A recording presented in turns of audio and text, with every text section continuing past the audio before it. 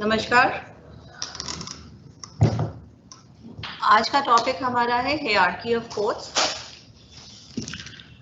तो hierarchy of courts के बारे में तो आप लोग सब जानते ही होंगे।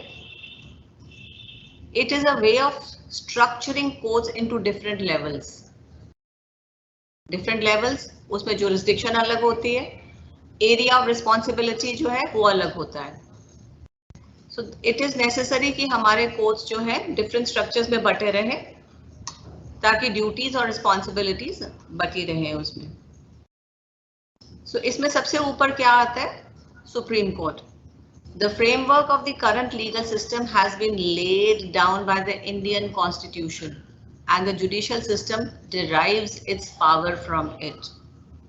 अगर ये हायरार्की ना हो नीचे से ऊपर तो पावर्स ही नहीं होंगे और आर्बिट्रेरीनेस हो जाएगी। तो supreme court also known as apex court is the top court and the last appellate court in India. जो चीफ जस्टिस ऑफ इंडिया है वो इसकी टॉप अथॉरिटी है और ये दिल्ली में सिचुएटेड है। इसमें appellate jurisdiction, original jurisdiction, then PIL, advisory jurisdiction, ये सब आता है इसमें। इससे नीचे है हाई कोर्ट। हर स्टेट में अलग हाई कोर्ट है। This is subordinate to supreme court of India. Generally every state has its own high court, but Punjab, Haryana and UT Chandigarh have a common high court at Chandigarh.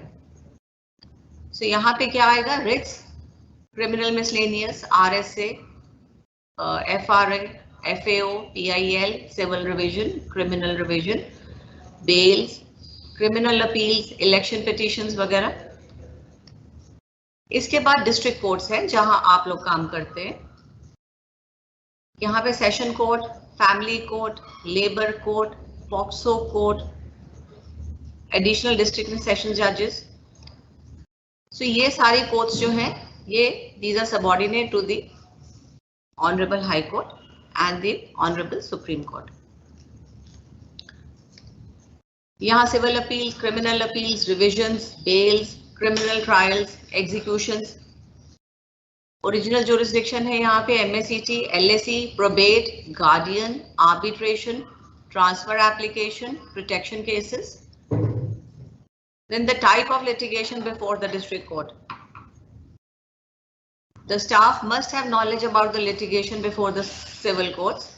The general types of suit and other litigations जो हैं वो यहाँ पे हैं। Civil suits, petitions, applications जो आएंगी, suit for declaration, suit for specific performance, suit for possession with or without mean profits, suit for injunction, suit for partition by separate possession, suit for recovery, suit for rendition of accounts, summary suits, suit by or against a minor or a person of unsound mind, suit by or against government, suit by pauper, suits in representative capacity, suit for redemption and foreclosure of mortgage, petition for eviction under the rent law, execution applications. इसके अलावा वहां पे miscellaneous applications भी आती हैं। I am sure आप लोग बड़े फेमिलियर होंगे इन चीजों से, जैसे setting aside ex parte order या correction of judgment and decree, restoration of suit या कोई और एप्लीकेशन किसी कंप्लायंस ऑर्डर की कंप्लायंस के लिए या रिटर्न ऑफ डॉक्यूमेंट्स की एप्लीकेशन आती है। इसी तरीके से एडिशनल डिस्ट्रिक्ट सेशन जजेस की एडीजेस की कोर्ट में जैसे सिविल अपील, क्रिमिनल अपील आती है, appeal against decrees, appeal against orders. So इस तरह से बहुत सारे केसेस हैं। जो मैंने केसेस बताए हैं ये कुछ तरह के केसेस बताए हैं, इसके अलावा भी बहुत सारे केसेस आते हैं यहाँ पे, पर ये एपिलेट कोर्ट है और ओरिजिनल ज्यूरिसडिक्शन जो है वो एमएससीटी, पॉक्सो, फैमिली कोर्ट, उस तरीके से मैंने बताया आपको। जो सबऑर्डिनेट कोर्ट्स हैं डिस्ट्रिक्ट कोर्ट के नीचे, ट्रायल कोर्ट्स, वो सिविल जजेस, एडिशनल सिविल जजेस, chief judicial magistrate, magistrates and juvenile justice boards, ये सब आते हैं इसमें। सो अब हियरार्की हमने समझ ली। सबसे नीचे आएगा मैजिस्ट्रेट, उससे ऊपर एडिशनल डिस्ट्रिक्ट एंड सेशंस जजेस, डिस्ट्रिक्ट जजेस, उसके ऊपर हाई कोर्ट, उसके ऊपर सुप्रीम कोर्ट। अब जो duties of officials of the courts हैं, ये थोड़ा सा हम ब्रीफ में देखेंगे। जो अहमद की ड्यूटीज हैं, वो फाइलें रिसीव करता है with the order of the presiding officer for commitment of the case. फिर वो फाइलें अरेंज करता है in accordance with instructions which are contained in volume 4, chapter 16, part E of High Court Rules and Orders. फिर वो criminal फाइलों में statements 164 की 164 CRPC या फिर डाइंग डिक्लेरेशन जो होती हैं, जो अलग से पड़ी होती है, उनको अटैच करते हैं फाइल में। इंडेक्स बनाते हैं। इंडेक्स जो है सिविल और क्रिमिनल दोनों फाइलों में ही बनता है। जो फिर कैलेंडर बनता है as per the format given in volume 3, chapter 24, part A, high court rules and orders. Then issue notice to the public prosecutor regarding commitment on form number 31, schedule 2 CRPC. फिर वो एंट्री करते हैं register number 1, column 14 and 18. Then they prepare letter reporting committal of the case to the sessions on form number 144, volume 6, part B, 3, High Court Rules and Orders. फिर अहमद जो है, they make necessary entries in dispatch register and the file is transmitted to the Court of Sessions. फिर अहमद की बाकी जो duties हैं वो भी जल्दी से करते हैं। He is the custodian of all the files. He shall maintain all the relevant registers. Then he shall submit files fixed for the next day to the reader before lunch. New institutions जो आती हैं वो CIS में register करते हैं। उसके बाद summons, warrants, proclamation वगैरह जो है वो इशू करते हैं। रजिस्टर में सारी एंट्रीज करते हैं। जब केस डिसाइड होता है गोशवारा नंबर लगाते हैं कंसाइनमेंट के टाइम। फाइनल टाइम पे भी कंप्लीट इंडेक्स बनता है फाइल में। फिर अहमद की रिस्पॉन्सिबिलिटी है कि पूरा टाइम फाइल को सेफ कस्टडी में रखें और मेंटेन करके रखें, कोई कागज खराब ना हो। पीरियोडिकल स्टेटमेंट्स प्रिपेयर करेंगे, फाइलों को इंस्पेक्ट करवाएंगे। इंस्पेक्शन के टाइम पे ध्यान रखेंगे कि कोई भी पेन लेके ना आए। कंप्लीट रिकॉर्ड कॉपिंग एजेंसी में भेजेंगे।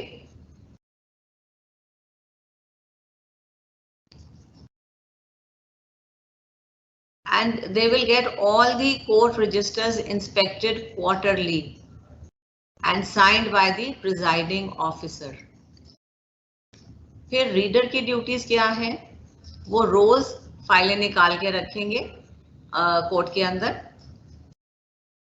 Calling of the cases is the responsibility of the reader. Affixing stamp on each page and document with date and name of the court.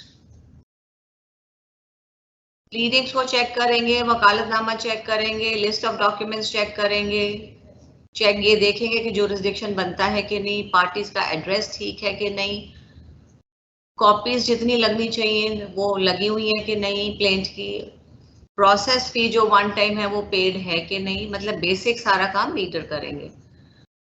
Then dealing with public, litigants, other staff members and lawyers in the court. Ensuring signatures or thumb impression of witnesses and parties are affixed under the statements.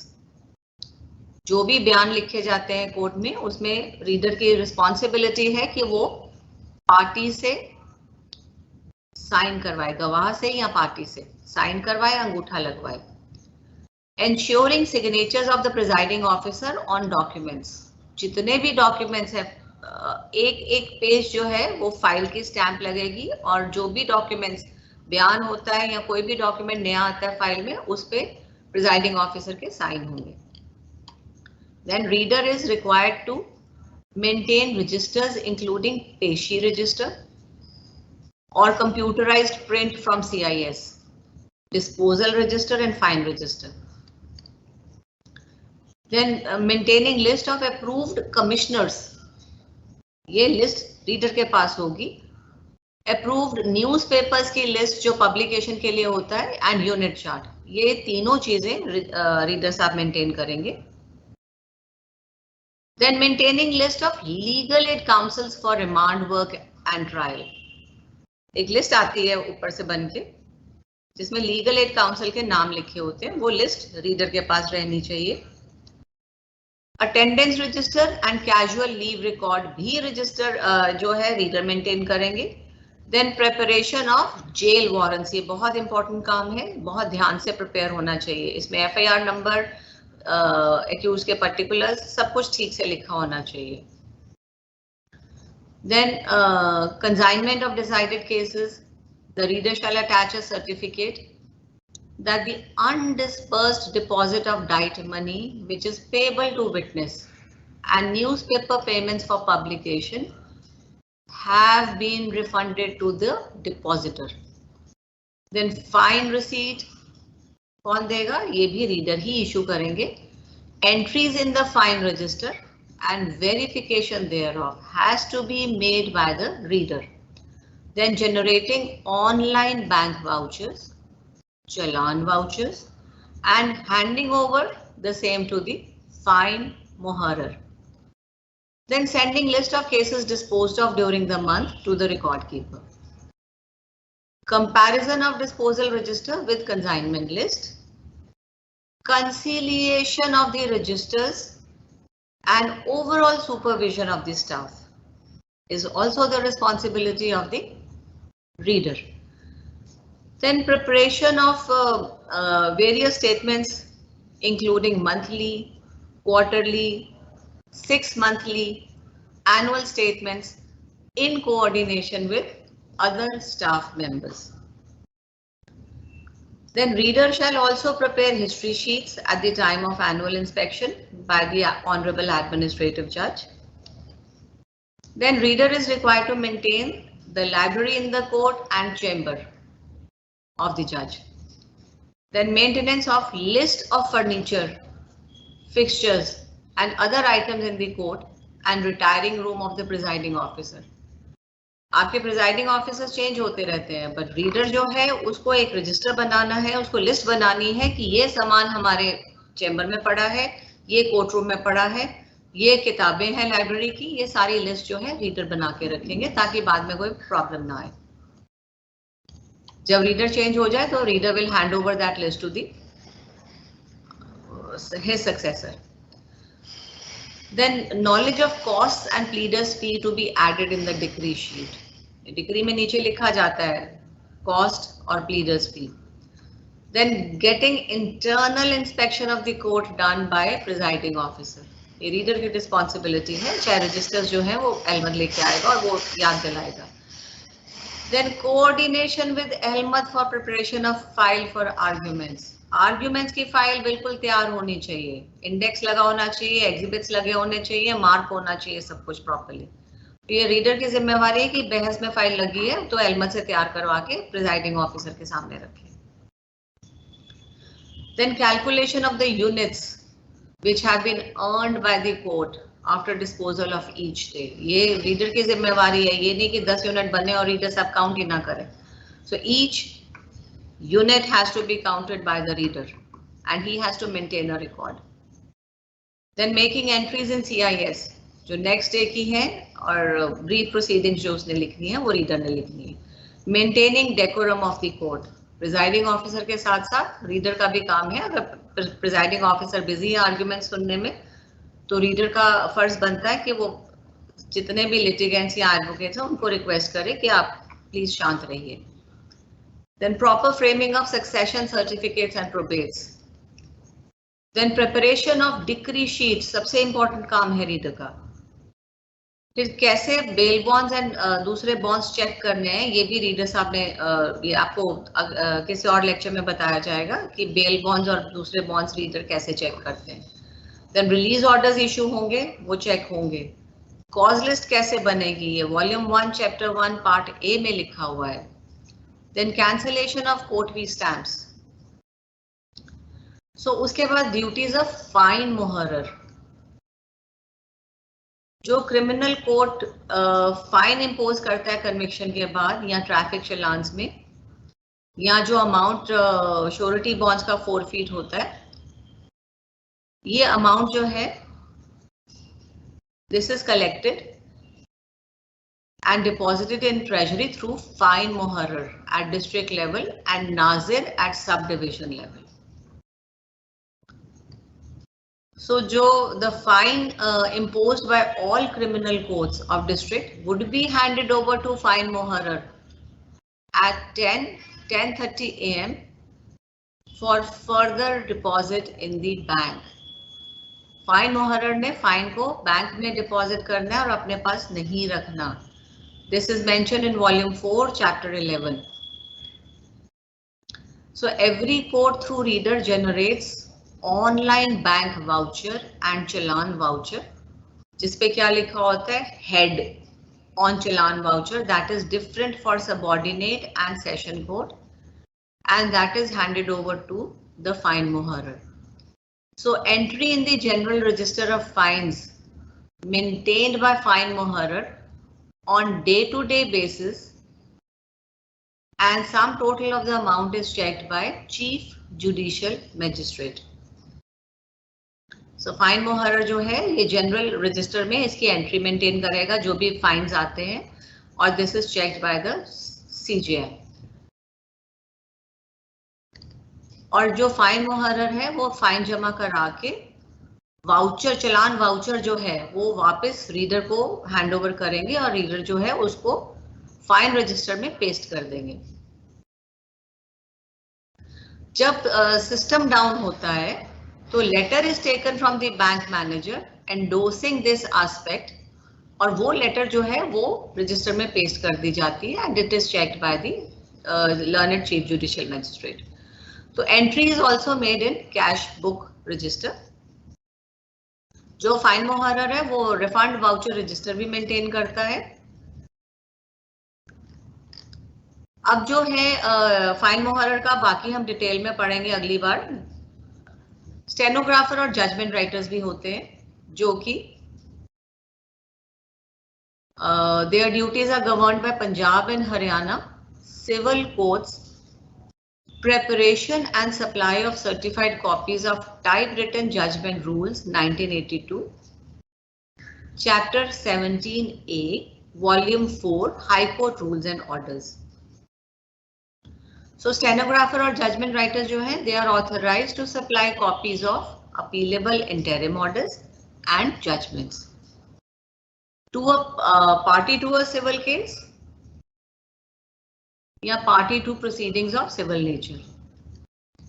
In criminal cases also, whenever conviction and sentence is awarded by the court, the judgment writer is to supply a copy of judgment and order to the convict free of cost. अब जो librarian है वो register of accession maintain करता है। कोई भी book library से बिना रिटर्न रिक्विजिशन के इशू नहीं हो सकती। लाइब्रेरी में दो सेट्स होते हैं बुक्स के, one for use by the district and sessions जज and additional district and sessions जजेस, and the other set is for the use of civil जजेस।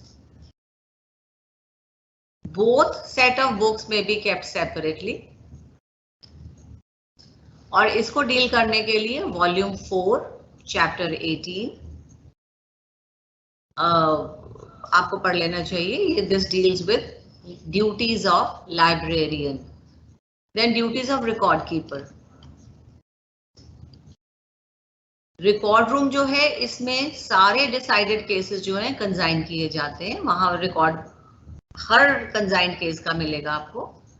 And record keeper is the in charge of the record room. So time to time record की reading होती है. वो जो record keeper की हम duties देखेंगे तो उसमें देखेंगे कि कितने सालों में कौन से रिकॉर्ड की रीडिंग होनी चाहिए.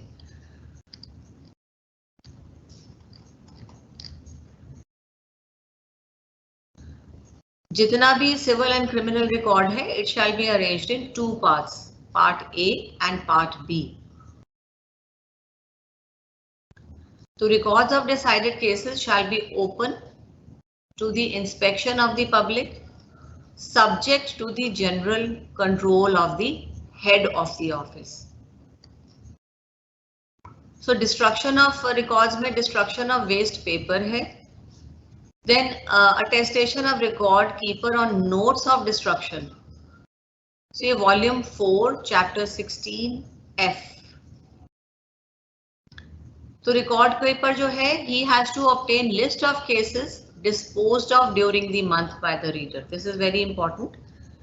It is the duty of reader to submit list to the record keeper every month. Then record keeper has to check the files as per index, entering the decided files in the register and giving Goshwara Diwani, Goshwara Faujdari number to each file. Then he has to provide Goshwara Diwani, जिसको GD हम लिखते हैं, number to the concerned reader. Then he has to send the photocopy of requisition record to Honorable High Court. यहाँ कहीं से भी जहाँ requisition हुआ है, तो he has to send the photocopy of the record. If he sends original files to courts on receipt of dockets, docket के बिना नहीं भेजेंगे. Then he will send files to copyist of record room for preparing certified copy and ensuring return of files complete in all respects. Then he'll appear in courts along with judicial files on receipt of dockets.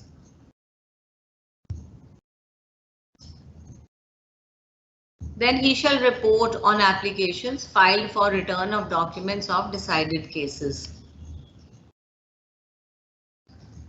Then copies of challans which are retained by the record room staff will be kept for 3 years and destroyed thereafter. अगर high court से कोई demand आती है record की file की, तो it is the duty of the record keeper to send the photocopy of the demanded file which is duly attested to the High Court. The record keeper with his helping staff will arrange the files according to date of decision or officer or area, which is whichever is the practice in a particular session division. The files are tied in bundles and are kept properly date wise in the record room so that they may be traced immediately when demanded. और जब file जो है docket आने पे court में भेजी जाती है, तो डॉकेट को फाइल की जगह रखना जरूरी है, और जब फाइल वापस आ जाती है तो वो डॉकेट जो है हटा के ओरिजिनल फाइल को वहां रखा जाएगा.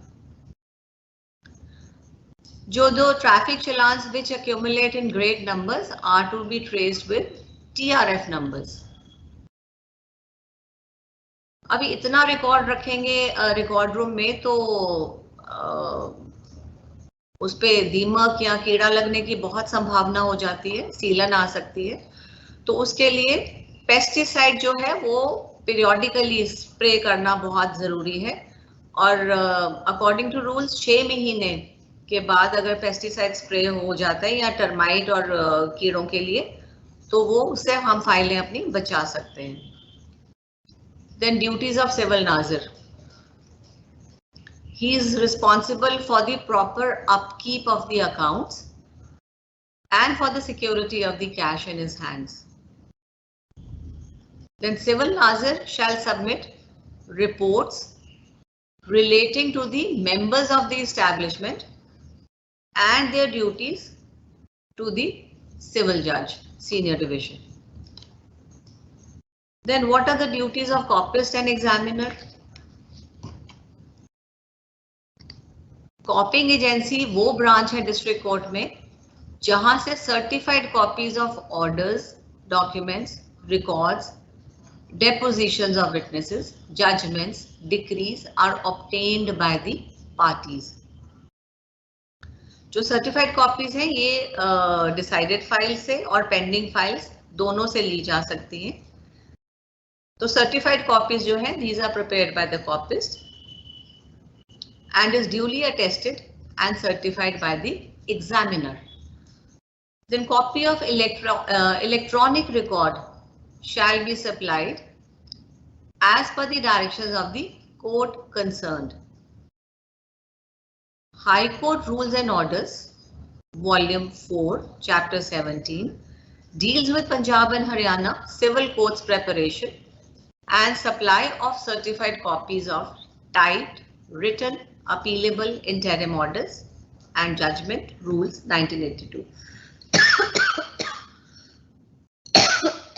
Sorry.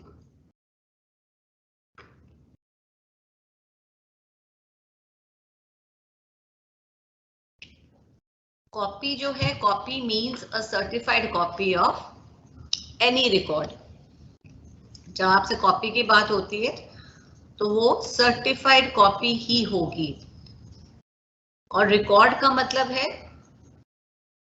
any portion of record and any document, map, plan or other paper attached to the case file. An application for a copy of any record, including requisition for a free copy, may be made personally by the party or through an agent, or may be sent by post to an officer authorized. A register of daily work done by copyist shall be maintained by each copyist in form CD5. The register shall be written daily by the examiner, who shall at the end of the month prepare a statement. जो examiner है वो एक report बनाएगा about adequacy और inadequacy of the monthly outturn of each copyist to the district and sessions जज. जो copies prepare की जाती हैं दोज शैल बी डिलीवर्ड. या तो पार्टी को आप डिलीवर कर देंगे या डिस्पैच करेंगे, जो कॉपिंग एजेंट है वो डिस्पैच करेंगे. The copying agency, before delivering a copy, shall make sure that all fees chargeable according to the schedule annexed to the rules have been duly recovered. अगर कॉपिंग फी कोई देने से मना कर देता है, either wholly or partly, the copying agent shall arrange to recover the same in accordance with Rule 53. The copying agent shall endorse thereupon the date of delivery and verify the cancellation of the court fee stamps. इसके details जो हैं, जो आपको अभी इसका detail में lecture होगा उसमें बता दी जाएंगी. जो application for copy of any record is pending shall be submitted to the presiding officer concerned through his reader.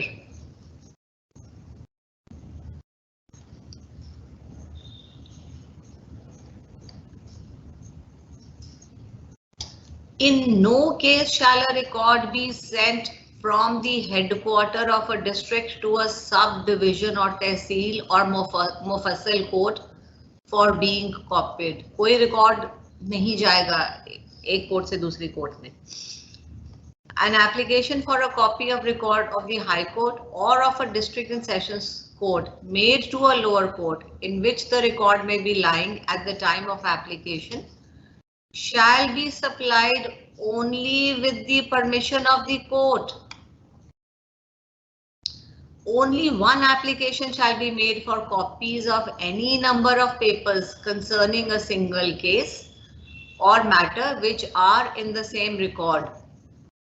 जैसे कि if copies are required of 4 separate papers in one record, only one application is necessary. और जब application आती है copies के पास, तो he shall check that the copy applied for can be supplied under this rules. क्या वो copy दे सकते हैं? क्या वो एप्लीकेशन जो है प्रॉपरली स्टैम्प्ड है? क्या एप्लीकेशन में वो सारे पर्टिकुलर्स लिखे हैं जिससे फाइल ढूंढी जा सकती है? अगर जो फीस उन्होंने जमा कराई है वो क्या सही है, करेक्टली असेस की गई है उसको?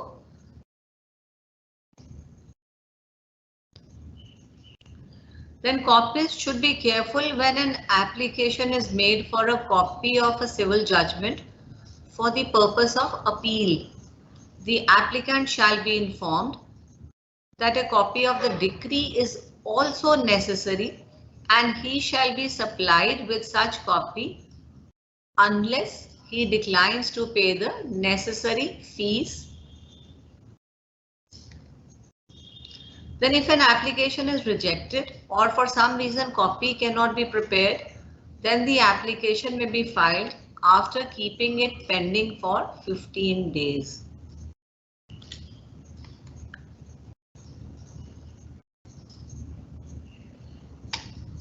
A copy of a record shall be granted to any person who, under the law for the time being in force, is entitled to get it.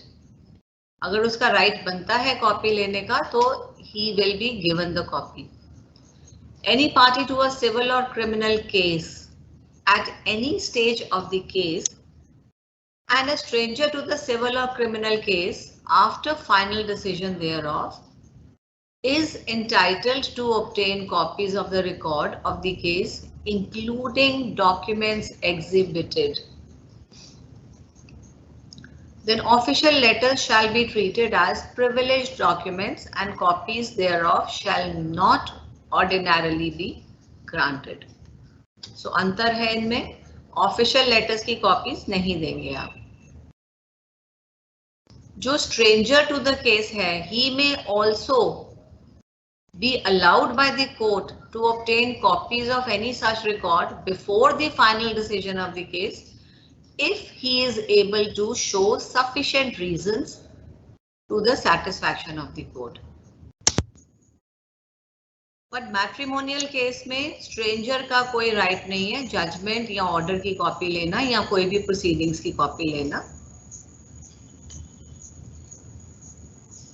Similarly POCSO के केसेस में भी किसी stranger का कोई राइट नहीं है कोई भी कॉपी लेने का.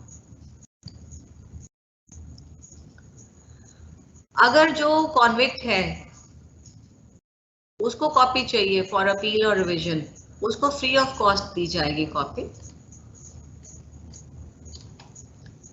Then it shall be the duty of official receiving the application to endorse the date of presentation. और अर्जेंट एप्लीकेशन है तो उसमें टाइम भी लिखा जाएगा. Then he will initial the endorsement, cancel the court fee stamp in the prescribed manner, issue receipt of the application in form CD10, cause the application to be entered in register in form CD2. The serial number of the register be written in red ink on the reverse of the application. Then it shall be the duty of the record keeper or helmet to see that the records are made over to the copying agency on the same day he receives the application or in the forenoon of the next working day at the latest. The copying agent shall maintain a register in Form CD4. Then full particulars of the record shall be given in the application so that the record may be easily traced.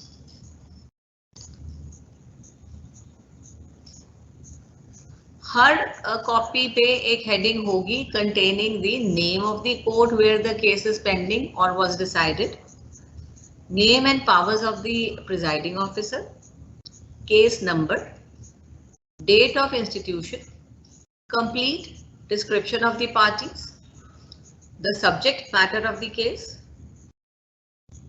और appeal या revision case में the name and designation of the officer passing the order under appeal revision and the date of the said order. Copy prepare होने के बाद copies जो है he shall enter the number of the application in register CD3, date of the presentation of the application, name of the copyist, the date on which the copy was completed, the date on which the copy was examined and attested, number of pages, the cost of the copy, urgent fee, total recovery and the date of delivery. A copy should ordinarily be ready by the 3rd working day of the receipt of the application.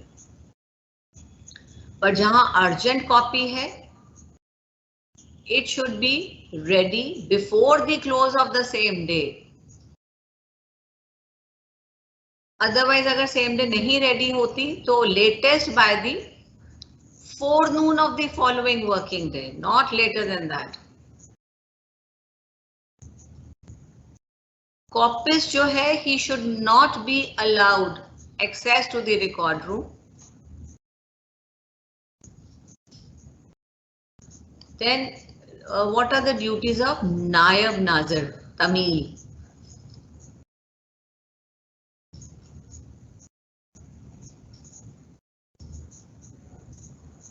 Effective execution of processes, notices, summons, warrants, etc. And distribution of work among process servers is main task of Nayab Nazir, Tamil.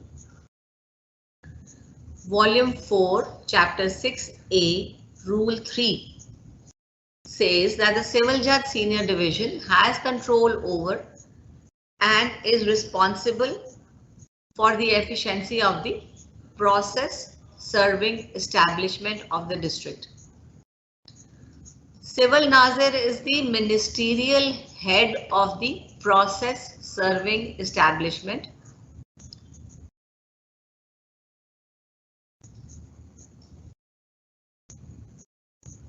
The process servers shall be employed mainly in the work of serving and executing process, but they may be required to perform any other public duties that may be assigned to them being class 4 employees. This is mentioned in Volume 1, Chapter 5C, Rule 4.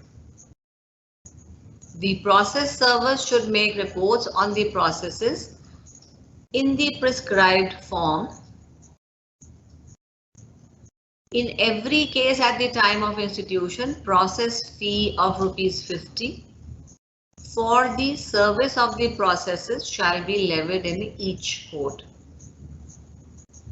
And this fee will not include the charges for registered cover. Then in appropriate cases, the court may also ask for additional fee to the extent of ₹25 for any miscellaneous application filed during the pendency of the proceedings. So these are the workings, and ये जो glossary आपके पास आई है, आपको screen पे नजर भी आ रही होगी. इसमें बहुत सारे ऐसे वर्ड्स हैं जो कि डेली यूज में आपने सुने होंगे, जो कि आपको नहीं पता होंगे कि इनका मतलब क्या है. सो फॉर दैट रीजन ये आपको ग्लोसरी एक बना के दी गई है, ये हमारे मिनिस्ट्रियल मैनुअल में भी है। तो कोर्ट लैंग्वेज एंड टर्मिनोलॉजी, सो आप ये वर्ड्स देखेंगे एडवोकेट, आपको पता है अदम पता आप पढ़ेंगे कि अदम पता का मतलब है address of party is not known. इसी तरह से तहरीर, दैट मीन्स राइटिंग। तर्जमान, दैट मीन्स ट्रांसलेशन। तिनकिया, issues, point in controversy in suit. उजरदार, ऑब्जेक्टर। वसीयत, विल। रहनुमाई, marking presence of accused in custody by the court, रहनुमाई। पेशी, पेशी रजिस्टर, पेशी रोज की पेशी होती है, that is list of cases fixed in the court on a particular day. Pauper, pauper का मतलब है person who does not possess means to pay court fee. वो आता है, वो कहता है मेरे पास पैसे नहीं है, मैं कोई कोर्ट फी नहीं दे सकता, तो उसको तसल्ली करने के बाद कोर्ट एज पॉपर परमिशन दे देता है। परवाना इज ऑर्डर। प्लेंटिफ, वो पार्टी जो दावा दायर करती है। पिटीशन, अब प्लेंटिफ प्लेंट फाइल करता है, पिटिशनर पिटीशन फाइल करता है। So petition is a formal written request presented to a court of law. Non bailable warrant, जिसमें डायरेक्शन होती है अरेस्ट करके लाइए और इसको पेश कीजिए। बेलेबल वारंट्स जहां पे होते हैं वहां पे ऐसी डायरेक्शंस नहीं होती, वहां पे बेल ले ली जाती है। नायब कोर्ट, ये कोर्ट में होता है पुलिस ऑफिशियल जो कि प्रोसिक्यूशन को असिस्ट करता है। मुनादी, service of summons through beat of drums. अब आप सुनेंगे मैंडेटरी इंजंक्शन, कोर्ट में कई बार आपने सुना होगा मैंडेटरी इंजंक्शन चाहिए। सो इसमें कोर्ट उनको डायरेक्शन देती है कि ये काम आप करिए। लोक अदालत, ये एक सिस्टम है ऑल्टरनेटिव डिस्प्यूट रेजोल्यूशन। मुचलका, श्योरिटी बॉन्ड। फिर आप मंथली गोशवारा बनाते हो, this is list of pending cases prepared monthly by Ahmad.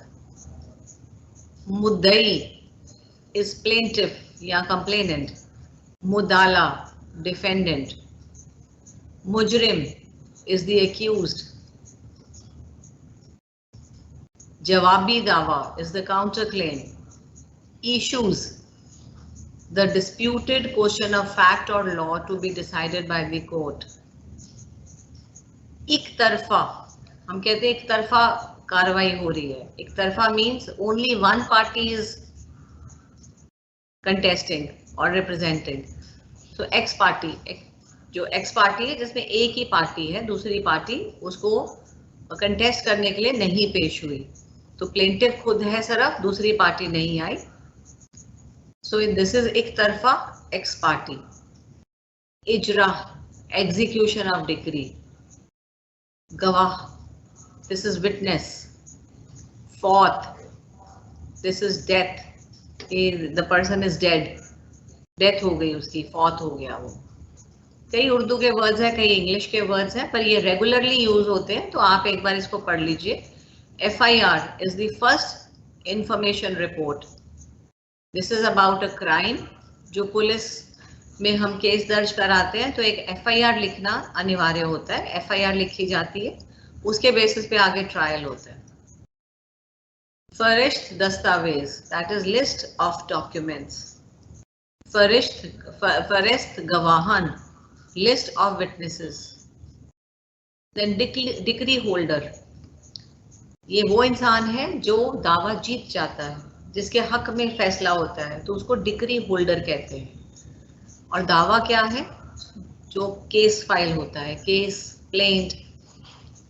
So this is a petition, दे दावा है, और जब आपके हक में हो जाता है तो आप डिक्री होल्डर बन जाते हो। प्लेंटिफ जो है अगर उसके हक में हो जाए वो डिक्री होल्डर है। दरियाफ्त, इंक्वायरी या रिक्वेस्ट। दखल दफ्तर या दाखिल दफ्तर, फाइल और कंसाइन टू रिकॉर्ड रूम। दफा, दफा मतलब सेक्शन, दफा 302, दफा 376, this is the section of IPC. Disposal, जब केस का फैसला पूरी तरह से हो जाता है, फाइनल डिसीजन हो जाती है, तो उसको हम कहते हैं दावे का डिस्पोजल हो गया। डेट ऑफ इंस्टीट्यूशन, जब दावा दर्ज होता है और कोर्ट रूम में रजिस्टर होता है, तो that is the date of institution. Date of hearing, जब दावा रजिस्टर होने के बाद, इंस्टीट्यूशन के बाद हियरिंग पे आता है, सुनाई होती है, उसमें सुनवाई करते हैं, that is date of hearing, जब उनको सुना जाता है पार्टीज को। सिविल इज दीवानी, दीवानी मतलब ये सारी चीजें आती हैं इसमें, कॉन्ट्रैक्ट्स, कोई आपकी डोमेस्टिक लड़ाई है, रिश्तों के बारे में है, नेग्लिजेंस के बारे में है, लीगल इश्यूज जो भी हैं, statutes, lawsuits other than criminal law. तो सिविल दीवानी, क्रिमिनल जो है फौजदारी।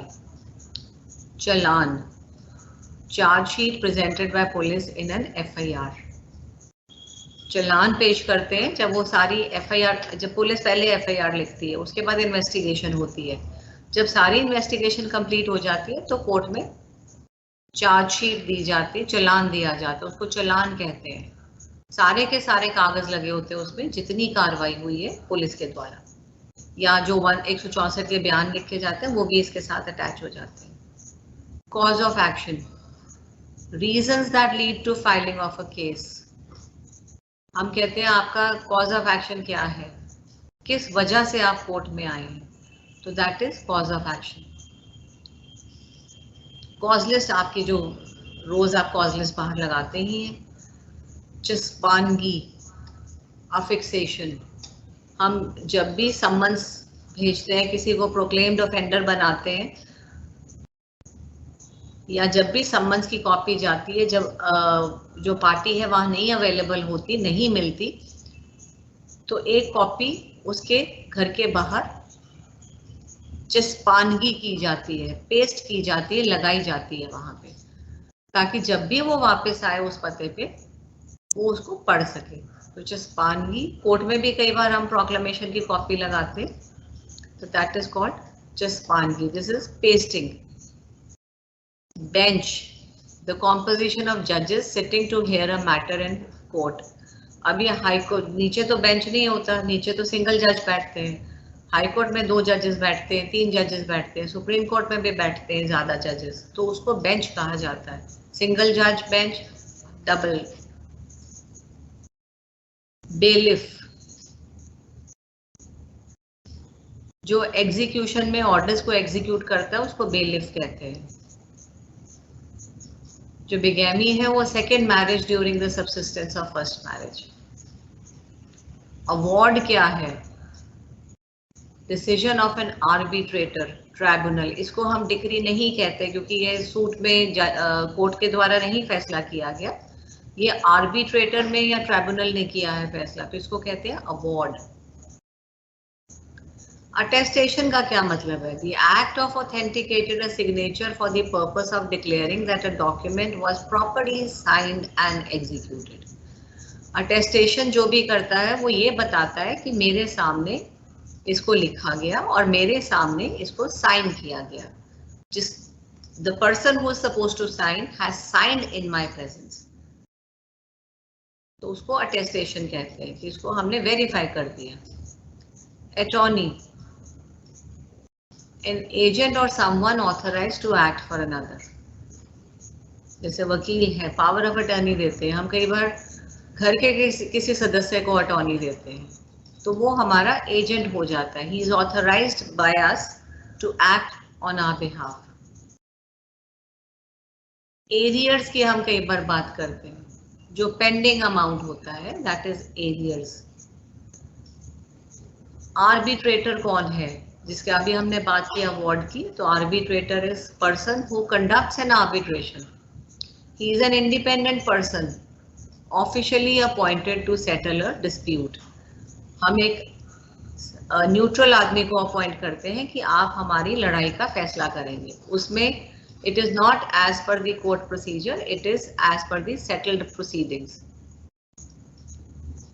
उसमें थोड़ा सिंपल प्रोसेस होता है।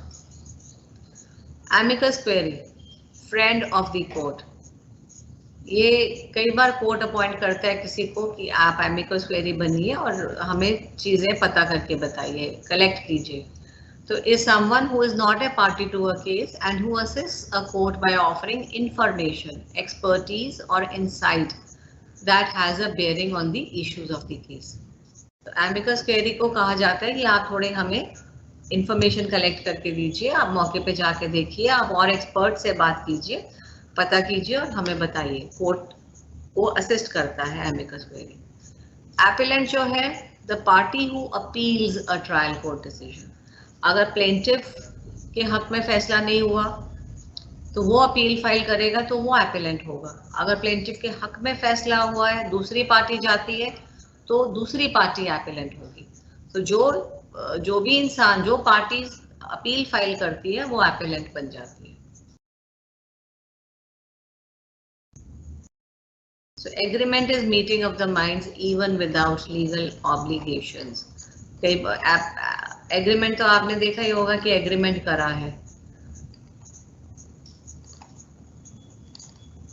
जवाब दावा इज द रिटन स्टेटमेंट। जब प्लेंट आती है, उसका जो भी रिटन स्टेटमेंट, जो भी दूसरी पार्टी जवाब देती है, उसको जवाब दावा कहते हैं। जजमेंट डेटर, जैसे जजमेंट डिक्री होल्डर हमने बात की, उसका ऑपोजिट हो गया judgment debtor. Person against whom decree is passed. अगर फैसला प्लेंटिफ के हक में हुआ है तो वो डिक्री होल्डर है, और डिफेंडेंट के खिलाफ हुआ है तो वो जजमेंट डेटर है। कचहरी इज कोर्ट। कुड़की warrant is the warrant of attachment of a property.